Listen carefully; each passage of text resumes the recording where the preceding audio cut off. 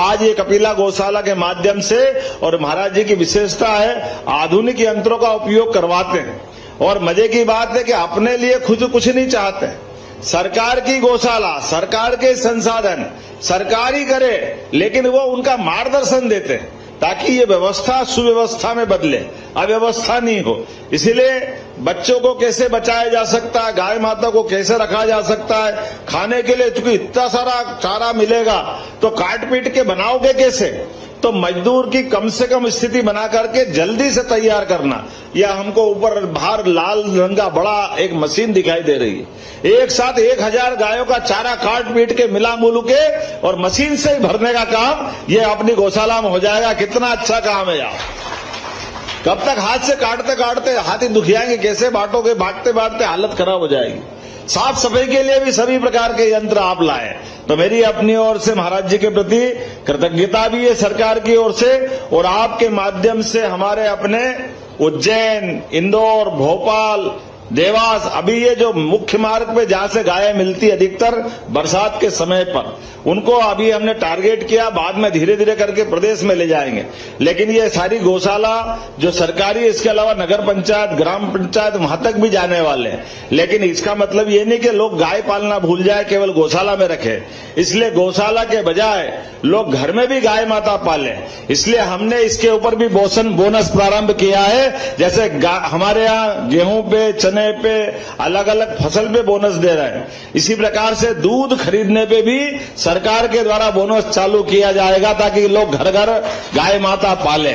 गौशाला में तो जो ऐसी गाय माता जो दूध नहीं देती है, लंगड़ी लूली, कोई कारण से अपाहिज हो गई, दिव्यांग हो गई, बूढ़ी हो गई, उनको गौमाता की गौशाला में रखा जाएगा।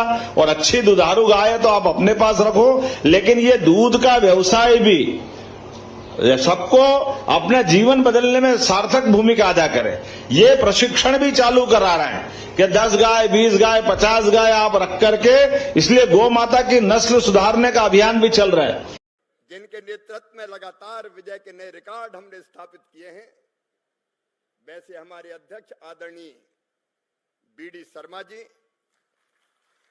और जिनके नेतृत्व में मध्य प्रदेश विकसित से स्वर्णिम मध्य प्रदेश बन रहा है, हमारे कर्मठ मुख्यमंत्री डॉक्टर मोहन यादव जी,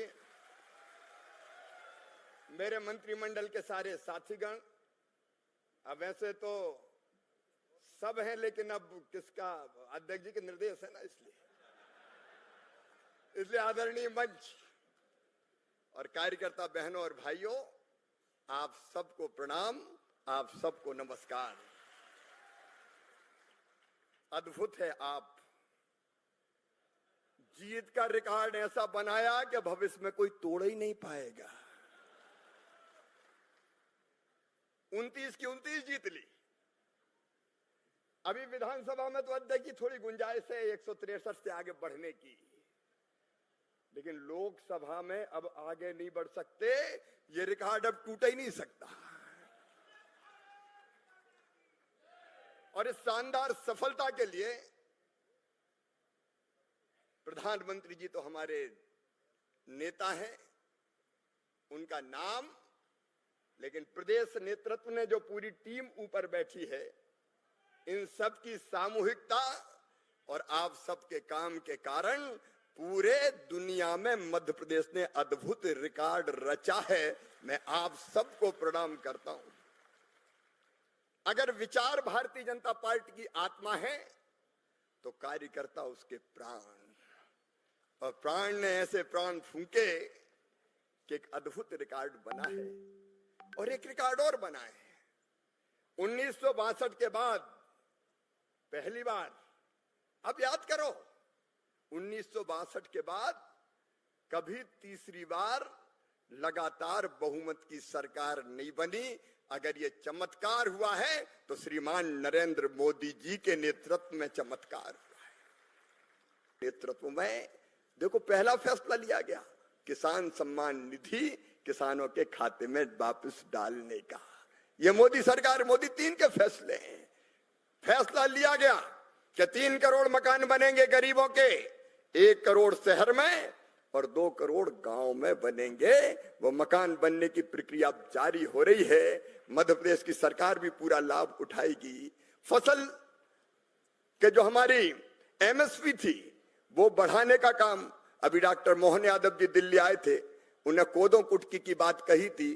कोदो कुटकी अलग से सूची में नहीं था, लेकिन मोहन जी रागी में ही हमने कोदो कुटकी को शामिल कर दिया और 4250 रुपया कुंटल कोदो कुटकी खरीदने का काम होगा। ये फसलों की एमएसपी बढ़ाने का काम हुआ है। और मेरी बहनों, लखपति दीदी अभियान अब पूरे देश में चलेगा।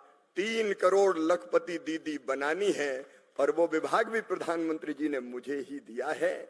हम प्रहलाद जी के साथ मिलके, चाहे ग्रामीण विकास का काम हो या कृषि मंत्रालय का, मिलके उस काम को करने का प्रयास करेंगे। और एक बात और, आज इंडी गठबंधन वालों से, इस कार्य समिति के माध्यम से मैं स्पष्ट रूप से कहना चाहता हूं, श्रीमान नरेंद्र मोदी जी के नेतृत्व में एक वैभवशाली, गौरवशाली, संपन्न, समृद्ध और शक्तिशाली भारत का निर्माण हो रहा है।